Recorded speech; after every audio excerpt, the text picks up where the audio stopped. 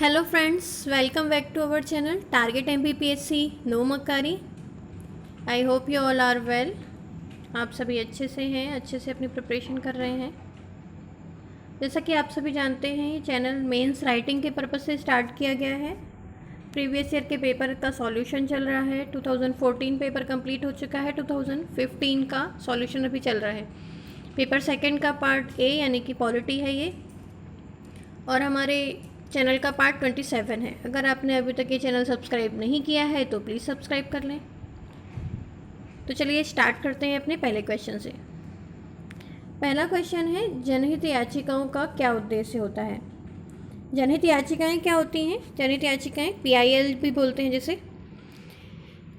जनहित याचिका के अंतर्गत कोई भी जनभावना वाला व्यक्ति या सामाजिक संगठन किसी भी व्यक्ति या व्यक्ति के समूह के अधिकार को दिलाने के लिए न्यायालय जा सकता है।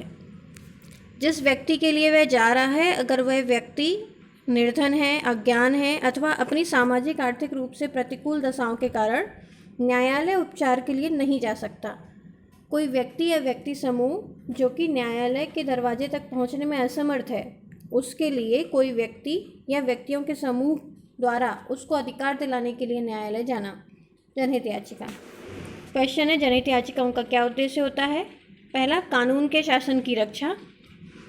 दूसरा, सामाजिक आर्थिक रूप से कमज़ोर वर्गों की न्याय तक प्रभावकारी पहुंच बनाना, जैसा कि मैंने बताया। और तीसरा, मौलिक अधिकारों को सार्थक रूप में प्राप्त करना। ये जनहित याचिकाएं होती हैं। सर्वोच्च न्यायालय ने इसकी परिभाषित करते हुए इसको कहा, एक विधि न्यायालय में सार्वजनिक हित अथवा सामान्य हित जिसमें जनता या किसी समुदाय के वर्ग का आर्थिक हित है अथवा ऐसा कोई हित जुड़ा है जिसके कारण उसके कानूनी अधिकार अथवा दायित्व प्रभावित हो रहे हैं, के मामले में कानूनी कार्यवाही शुरू करना क्या है, अपनी जनहित याचिका है। इसके वास्तविक उद्देश्य बता चुके हैं। कानून के शासन की रक्षा, सामाजिक आर्थिक रूप में कमज़ोर वर्गों की न्याय तक प्रभावकारी पहुंच और मौलिक अधिकारों का सार्थक रूप में प्राप्त करना। इसमें कुछ विशेषताएं हैं, जैसे ये पुलिस द्वारा मामला दाखिल नहीं किए जाने संबंधी याचिका, महिलाओं पर अत्याचार के खिलाफ याचिका, ग्रामीणों से सह ग्रामीणों द्वारा उत्पीड़न पर याचिका, अनुसूचित जाति जनजाति आर्थिक रूप से कमज़ोर वर्गों के लिए उत्पीड़न की शिकायत, ये सभी शिकायतें इसके अंतर्गत आती हैं। चलते हैं अगले क्वेश्चन पर। अगला क्वेश्चन है, केंद्रीय सूचना आयोग की स्थापना कैसे की जाती है। तो केंद्रीय सूचना आयोग के बारे में, केंद्रीय सूचना आयोग की स्थापना वर्ष 2005 में केंद्र सरकार द्वारा की गई थी। इसकी स्थापना सूचना का अधिकार अधिनियम 2005 के अंतर्गत किया गया था। केंद्रीय सूचना आयोग का एक उच्च प्राधिकारयुक्त स्वतंत्र निकाय है, एक स्वतंत्र निकाय है जो इसमें दर्ज शिकायतों की जांच करता है और उनका निराकरण करता है। यह केंद्र सरकार एवं केंद्र शासित प्रदेशों के अधीन कार्यरत कार्यालयों, वित्तीय संस्थानों, सार्वजनिक क्षेत्र के उपक्रम आदि के बारे में शिकायत एवं अपीलों की सुनवाई करता है।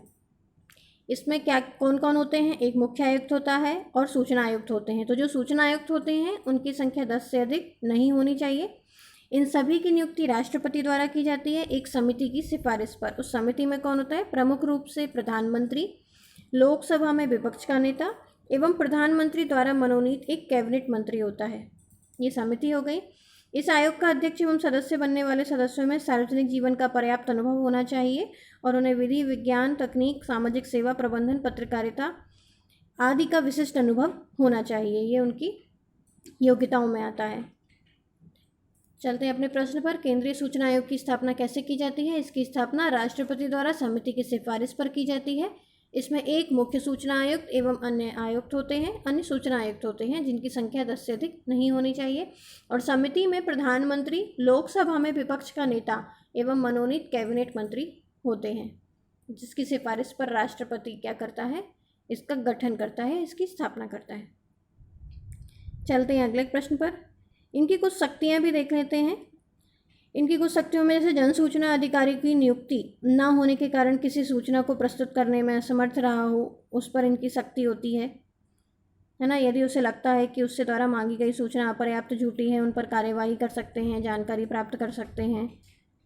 केंद्रीय सूचना आयोग के अंतर्गत आता है। शिकायतों की जांच करते समय आयोग लोक प्राधिकारी के नियंत्रण में किसी दस्तावेज या रिकॉर्ड की जांच भी कर सकता है।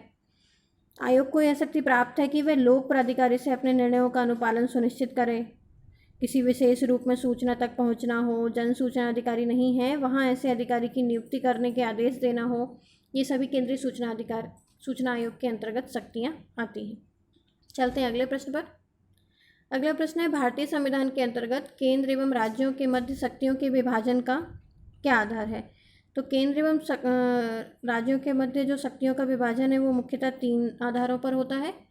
एक होता है केंद्र और राज्य विधान के क्षेत्र विस्तार के आधार पर, यहाँ पे गलत प्रिंट हो गया है, और विधायी विषयों का बंटवारा 7वीं अनुसूची में वर्णित संघ सूची, राज्य सूची और समवर्ती सूची, ये जो 3 सूचियाँ हैं इनके आधार पर, और राज्य क्षेत्र में संसदीय विधान जैसे राज्यों में मतभेद या राज्यों के अनुरोध पर या राज्यों में विवाद की स्थिति में संसद का विधान चलेगा, वहाँ केंद्र का चलेगा ये।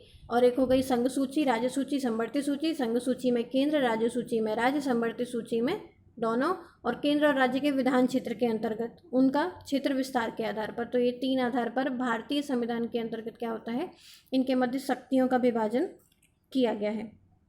चलते हैं अपने अगले प्रश्न पर। भारतवर्ष में सर्वप्रथम किस अधिनियम के अधीन तथा किस वर्ष में लोक सेवा आयोग की स्थापना की गई थी? तो भारतवर्ष में जो 1919 का भारत शासन अधिनियम था उसके अंतर्गत लोक सेवा आयोग की स्थापना की गई थी। उसको भारत शासन अधिनियम 1919 को मॉन्टेग्यू चेम्सफोर्ड सुधार भी कहा जाता है। मॉन्टेग भारत के राज्य सचिव थे और चेम्सफोर्ड भारत के वायसराय थे। इस अधिनियम में ही लोक सेवा आयोग की स्थापना हुई थी। कब? 1926 में।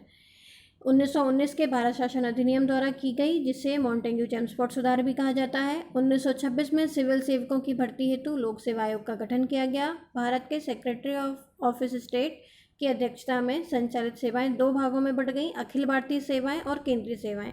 इन 2 भागों में बट गई थीं। 1919 में कुछ और भी महत्वपूर्ण विशेषताएं थी, जैसे केंद्रीय और प्रांतीय विषयों की सूची पहचान कर उन्हें पृथक कर राज्य और केंद्रीय नियंत्रण पर कम कर दिया गया था। उसमें केंद्रीय और प्रांतीय विधान परिषदों को अपनी अपनी सूचियों के विषयों पर विधान बनाने का अधिकार प्रदान कर दिया गया था। पुनः 2 भागों में विभक्त कर दिया गया था प्रांतीय विषयों को। हस्तांतरित विषयों पर गवर्नर का शासन होता था, आरक्षित विषयों पर गवर्नर कार्यपालिका परिषद की सहायता से शासन करता था। इनके अनुसार वायसराय की कार्यकारी परिषद के 6 सदस्य 3 सदस्य का भारतीय होना आवश्यक कर दिया गया था। ऐसे कई महत्वपूर्ण कार्य भारत शासन अधिनियम 1919 के तहत किए गए थे। तो ये थे आज के हमारे कुछ प्रश्न। चलते होमवर्क के क्वेश्चंस की ओर। पहला है राज्यसभा और दूसरा है महाभियोग। इन पर आपको 3 मार्कर में आंसर राइट करना है और कमेंट बॉक्स में कमेंट करना है। अगर आपको ये वीडियो अच्छा लगा है तो लाइक करें, अपने फ्रेंड्स में शेयर करें, सब्सक्राइब करें, और जो भी सजेशन आप हमको देना चाहते हैं वो कमेंट बॉक्स में कमेंट कर सकते हैं। Thanks for watching.